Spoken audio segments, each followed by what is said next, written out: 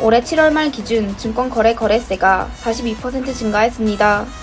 7월까지 증권거래세가 포함된 인하세는 2,630억 위안으로 전년 동기 대비 37% 증가했고, 증권거래세는 1,664억 위안으로 42% 증가했습니다.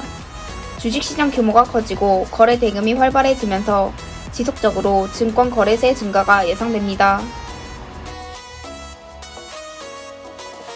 국자위가 국유 자본의 운영에 대한 효율성을 높여 개선책을 마련할 계획입니다. 전략적인 신흥산업을 중심으로 국유 자본의 지원을 통해 효율성을 높이고 구조 조정을 적극적으로 추진해 새로운 국유기업 그룹을 구성할 전망입니다. 전기 자동차에 대한 사용처가 확대될 전망입니다. 상무부는 전기 자동차 구매 시 불필요한 절차를 줄이고 충전 과정과 통행 법규, 주차 등 여러 분야에서 발생되는 불편사항을 개선할 전망입니다. 이를 통해 대중교통, 리스, 물류 등 분야에서 전기차 보급을 확대할 것으로 보입니다. 구리와 알루미늄, 아연 등 국가 비축분을 계속 공급할 예정입니다. 앞서 2번의 국가 비축분을 공급했지만 여전히 가격이 고점에 있어 중소기업 경영에 어려움을 겪고 있습니다.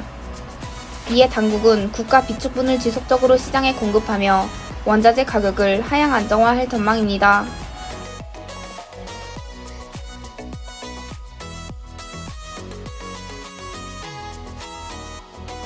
(9월) 제지 가격이 반등할 것으로 보입니다.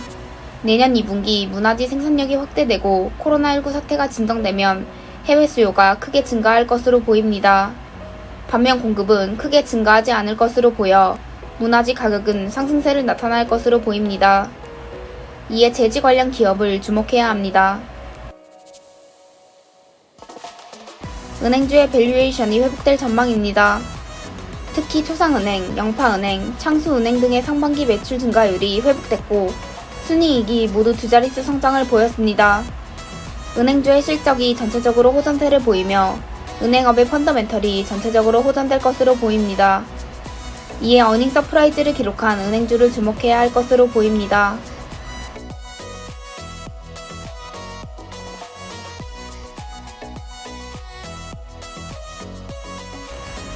더사이시 웨이는 반도체 칩 부족으로 2분기 실적이 감소했지만 3분기 회복될 전망입니다. 동사의 스마트 운전석과 자율주행 사업은 반도체 칩 의존도가 높아 2분기 칩 부족 문제로 순이익이 감소했지만 3분기 칩 공급이 증가하면서 실적이 상승할 것으로 보입니다. 이에 동방증권은 동사의 투자 의견 매수를 제시했습니다. 세계 6대 유리섬유 제조기업인 중국 거석 수익성이 사상 최대를 기록했습니다. 동사의 주요 제품 가격이 지난해 동기 대비 50%에서 100% 폭등했고 일부 가격은 2배 이상 상승하면서 상반기 순이익이 26억 위안으로 전년 동기 대비 241% 증가했습니다.